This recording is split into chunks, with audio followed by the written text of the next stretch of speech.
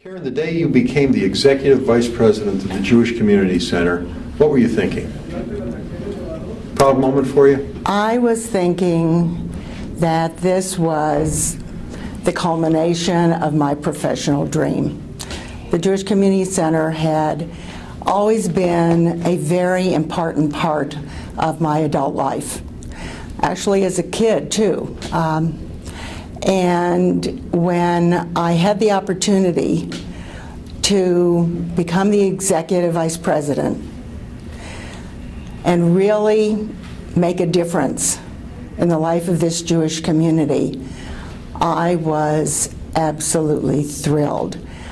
I believed at that point in time that it was possible to build a Jewish neighborhood, to have a community in cooperation. That's what I talked about all the time, where all of the synagogues and temples, and of course there's a lot more now, but that were here then, would be working together on projects, on programs, on activities that would impact the lives of everyone in Dallas. I wanted the center to be the place that smelled like Shabbat on Fridays.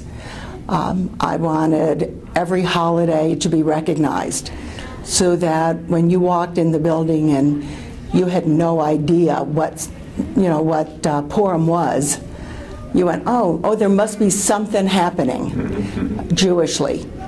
I wanted the halls to be full of Judaica, full of mementos of Jewish life in Dallas, Texas. Now, what year was this when you... I became the director in 1989.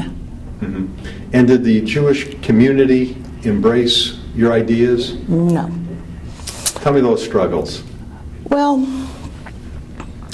there were many different kinds of struggles. And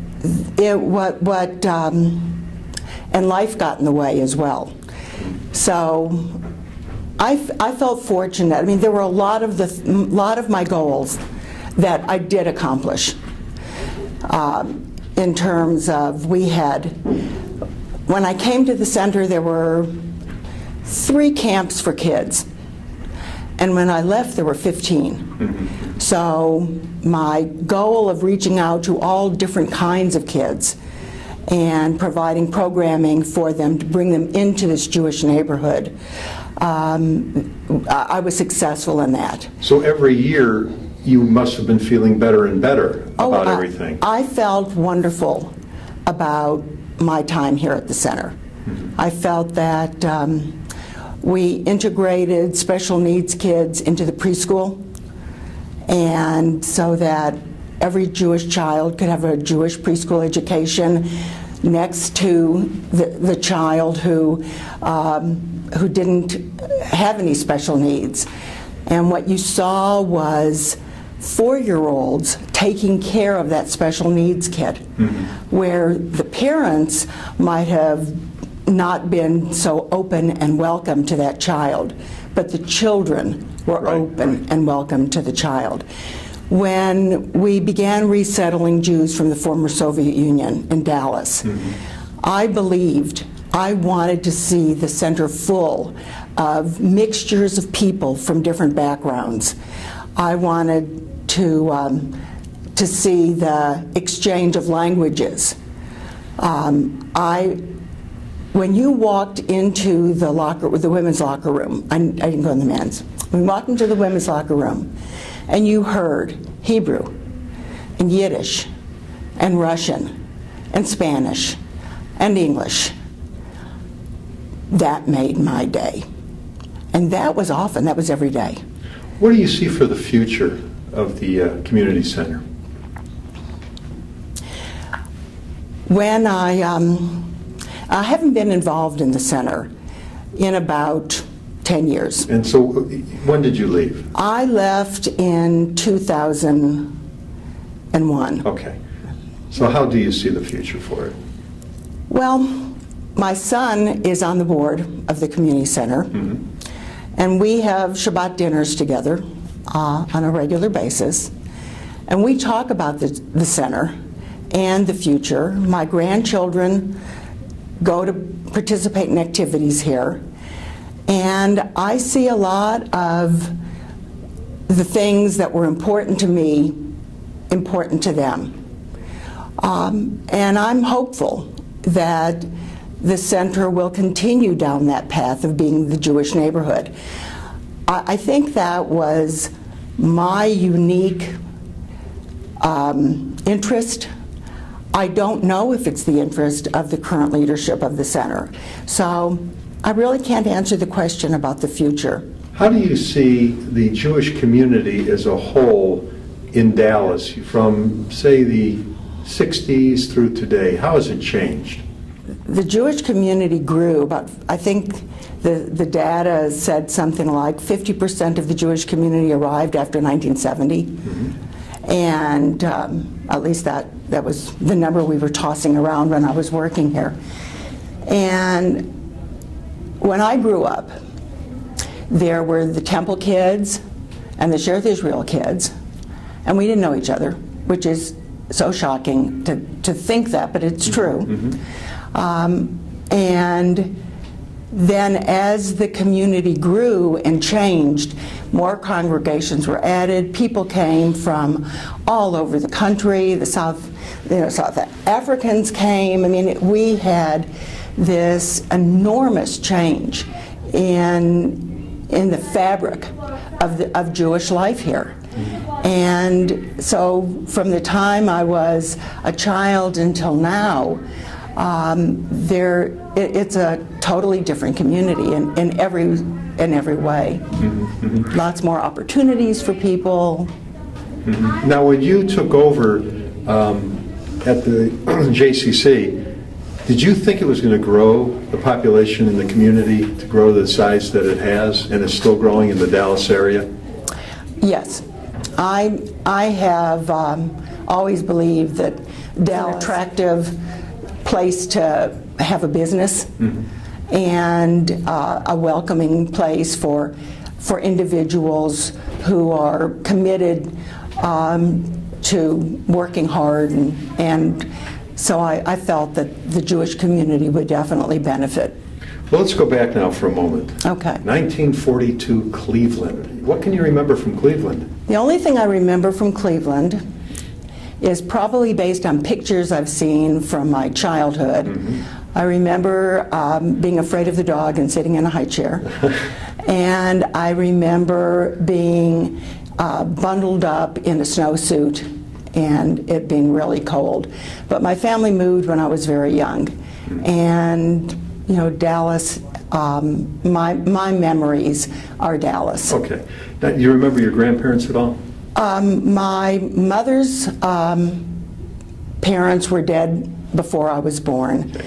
And I had one living grandmother, but I never had, when we moved from Cleveland, I never saw them. So my cousins remember them, and they talk about them all the time. I was the youngest of the cousins. Right. But no, I don't really remember my grandparents. Now, before we started, you told me you moved to Dallas when you were about 4 years old. Did you have siblings? I have an older sister. Okay. What do you remember about that move? Do you remember it all at 4? Because this was a big move. I remember my mother crying for about a year. I don't know really how long she cried, but it seemed to me like it was for about a year. Before the move or after you got here? Before the move, on the way, and after we got here. It was quite traumatic. What happened was the war was over. Right. My father... was your dad in the war? My father was the kind of a guy who could fix anything. Right. So in Cleveland, they had a lot of the war industries. Okay. And his job was to keep the machines working. Okay. So he had I can't remember now what they called that during World War II, but he kept that part of the world working. He had another child, so anyway, that's how they lived out the war. But after the war, he went to work for a a company that sold auto parts. And they told him if he would come to Dallas and open the West. Right. Okay, so he's from Cleveland to Dallas is the West. Right. Anyway, if they would come to Dallas and open the West, that as soon as something popped up back east, where real people lived, right, that they would offer him that job. So they, it was like they were missionaries, is how they felt. They came to Dallas. He was a traveling salesman. He was on the road all week long. They had one car. No wonder she left her sisters, her life, right, and no way of getting anywhere. Didn't know a soul. Right, right. That was life for my So that folks. was quite an adjustment for your parents. For my mother particularly. My father has always been was always the kind of a worker who worked 7 days a week. He was a hard worker. He threw himself into his work. Of course, he was incredibly successful and did a fabulous job. And the company wasn't really so anxious to have him leave this territory that he had developed. Right. But what happened was that eventually my parents fell in love with Dallas, both of them, even my mother who sobbed. I don't know how, when I think back on it, I don't know how she did it. She had no friends and no transportation. How'd she meet people? Right. It was, and he was gone all week long. Right, right. So, anyway. Well, tell me about you as a little girl now in Dallas. What do you remember when you were little? Well, I have bits and pieces of various. Well, first of all, my parents opened a hardware store in 1950 in Preston Center, the year that they paved Preston Road. So much of my memory is reading books in the back of the hardware store. So the bookmobile used to come to Preston Center, and that would be what I would do every summer. Now explain what a bookmobile is, because young viewers have no idea what a bookmobile was. Well, in those days, the public library had buses that they would load with books, and they had a bus route. And so every other week they would come to your neighborhood and be there for 2 days. And you would go, because you couldn't access the public library, that's before they had branches. Right, right. So there was only one library downtown, and that was inconvenient to get to for people, so that's how they brought books out to the communities. Where'd you go to high school? I went to Thomas Jefferson High School. That's an interesting story. Okay. We were living in North Dallas, and the kids in our neighborhood all went to Hillcrest. And this was in the late 50s. And they were building schools in Dallas like crazy. The city was trying to keep up with the population surge after the war. So they opened Thomas Jefferson. And I learned subsequently that the goal of those who opened Thomas Jefferson was that it was going to compete with Highland Park High School. The Dallas Park Cities thing the competition was pretty keen at that time. And so I benefited from the fact that the administration was committed to making Thomas Jefferson the finest high school in Dallas. Richard Stroud became the principal. They brought the finest teachers from all over the district. It was during, the Cold War and the Sputnik competition, and they took a couple of handfuls of kids, probably about 50 kids, and this was before the kind of academic programs that they have now for talented and gifted kids, etc. They just identified about 50 children and put us in special classes. And I was one of the lucky ones, and I often say that I'm a proud product of the Dallas Independent School District, and got among the finest education of any person that I met when I went on to college. So I was very lucky. What did you guys do for fun in high school? I was very involved in Temple Youth. and was a big muckety-muck in the Texas-Oklahoma Federation of Temple Youth. I was very lucky. I was selected by then Ray Israel, many people who knew Temple. He just loved me. He was the head of the religious school at Temple in those days. And he picked me to go to national meetings and represent our community. So one of the stories I have from that, I was about 15, and I was at a National Federation of Temple Youth summer camp. And they had handpicked a bunch of kids, and we were taking a test. They wanted to know opinions of the kids on a list of Jewish questions. And one of the sections had to do with Zionism. And I turned to the person sitting next to me and said, "What is Zionism?" So that was Dallas, Texas in the 50s. Now, upon graduation from high school, what are your plans? College or work? Oh no, college, always. Okay. Very. Where'd you go to school? I went to University of Texas in Austin. Okay. I finished in 3 years because I was terrified I would fail. So I kept taking summer classes, and it also kept me out of the hardware store working there, so that, another little motivation to work really hard and get through school quickly. And then I got married, so I had to hurry up and do that, or I would be an old maid. So you met your husband in I knew my college? husband from Temple Youth. Okay. So we were high school sweethearts. And you got married after college? Yes, after my college. He was a sophomore in college. I had finished because I was in a big hurry. School at OU. We moved to Oklahoma. Lived there for a while. Okay, and where were your children born? My oldest child was born when we lived in Philadelphia, but she was born here in Dallas. And both of my daughters are adopted, so they were born when we moved back to Dallas. And then my son was born here in Dallas. And Philadelphia was for business for your husband? He was doing a postdoctoral or pre-doctoral internship at the Arthritis Foundation in Philadelphia. Okay, and when did you move back to Dallas? In 1969. Okay, and then what did you get into? I was the world's best volunteer. So I was very involved in the Federation and in sisterhood. I was, at the time, we were members of Temple Shalom. So now, in the late 60s, it was a very turbulent time in this country.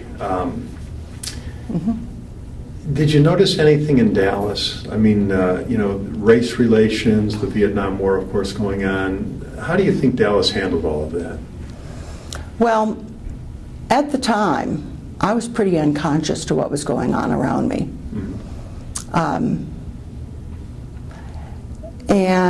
But in retrospect, as I grew older and saw the way the rest of the country responded to what was going on in the country, it gave me a lot of respect for the leadership in the city of Dallas, the Dallas Citizens Council, the churches, the synagogues, who really stood up and said, we're not going to behave like the rest of the country is behaving. Now, I was teaching school in Dallas I said I came back in 1969, but there was a period of time when my ex-husband was in graduate school that we lived here, and I taught at Spence Junior High School. I taught at Spence Junior High School the year that they integrated the schools. And I remember my principal saying to the teachers, I was so excited. This was, to me, such a milestone and such an opportunity, and wow, what a difference we were going to be able to make. And the very first faculty meeting, he said, none of us like this, none of us want this, but it's the law, and so we're going to do it. And I can remember looking around and going, what did he just say? Yeah. And that was his attitude. But that year, I spent most of my time trying to do group work so that the kids would learn to work together and and I would walk down the aisle and not get elbowed. And now, when you were teaching, do you feel you made a difference in some lives? I know I did. Good feeling, isn't it? It's a wonderful feeling. Yes, for sure. Now, when did you remarry? I remarried in 1987. What's your husband's name? Mike Stern. Before you came to the Jewish Community Center, where were you working? I was working for the American Jewish Congress. And what year is this? This was 1979 to 1989. Okay, what did you do for them? I was the director and for the state of Texas, the regional director. Was that a fulfilling decade for you? Oh my goodness, yes. It was a fabulous job, fabulous people, wonderful volunteers. It was the American Jewish Congress in those days, and they became victim to the Bernie Madoff crisis, so they're no longer around. But they were on the cutting edge of all the Jewish stuff. They used the law to fight for social justice, and the First Amendment issues were all the legal stuff. Then there was a cultural component. They were really committed to women's issues, and very much committed to a strong, secure Israel. So those 10 years were just fabulous years for me. And after the Jewish Community Center in Dallas, did you retire or did you continue your career? No, I moved to Palo Alto, California, okay, where I was hired to solve a major crisis they were having with their community center. So I became the executive director of their community center, as they'd been evicted from a site that they'd been in for about 18 years, and they needed a plan for a new building. They needed someone to relocate them to an interim spot. Their board had all been fired. Their staff had, the executive director had been fired, trying to decide what to do with the rest of the staff. So I was recruited to come in and fix things and get it going in the right direction so that they could build the new center. And I stayed there a couple of years and then came back to Dallas and went to work for the Arthritis Foundation as the president and CEO, first of the North Texas chapter, and then we merged the chapters in Texas and formed the Texas chapter. And then we merged with Oklahoma and with New Mexico and formed the South Central region. So I worked for the Arthritis Foundation for about 8.5 years. What was the happiest time in your life? The last few years, when we came back to Dallas, and I've been able to spend time with my children and grandchildren and build the South Central region of the Arthritis Foundation. I think that was probably, that was the most fulfilling for me personally and professionally. Now, in your lifetime, there's been so many momentous occasions. Yes. I mean, you lived through the Vietnam War, a president assassination here in Dallas, something good, a moon landing in '69, of course, 9/11. Is there something from the national level that really affected you, where you sat up and took notice? The civil rights movement. Of all of the things, overcoming that injustice has had the most profound effect on me, right, personally and professionally. You have 6 children with your extended family. You have 9 grandkids. Hopefully soon some great-grandkids. What advice does Grandma have for the next generation? You know, the advice that I have is find work that you love. You know, when my husband and I married, the comment he kept repeating was that he envied me because I so loved my work. The other big advice I have, find a partner to share your life, who shares your values, who respects you, who cares a great deal for you. Love is something that we talk about, but until you find true love, it's just an idea. And so finding someone who cares about you as much as you care about them, someone that you can share your life with, and finding work that you love are probably two of the most important lessons I hope my children and my grandchildren will learn. Great job. Thanks for doing this. Oh, you're welcome.